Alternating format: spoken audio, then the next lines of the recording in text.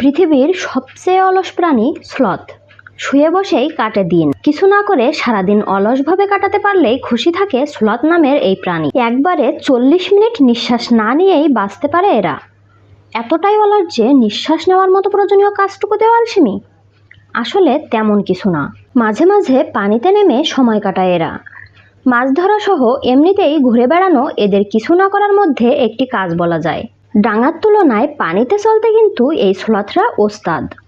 পানিতে খুব তাড়াতাড়ি সাঁতার কাটতে পারে এরা। ডাঙার তুলনায় পানির তলায় তাদের গতি 3 গুণ দ্রুত হয়। তবে পানির নিচে শ্বাসকার্য চালাবার মতো শারীরিক গঠন ওদের নেই। এজন্যই দম আটকে রাখে পানির নিচে। অন্তত 40 মিনিট পর্যন্ত দম বন্ধ করে রাখতে পারে স্লথ। 6 কোটি বছর আগে পৃথিবীতে আসা এই প্রাণীর প্রজাতি 6টি, সেটি আবার 2 ভাগে বিভক্ত। 2 আঙুল বিশিষ্ট স্লথ ও 3 আঙুল বিশিষ্ট স্লথ।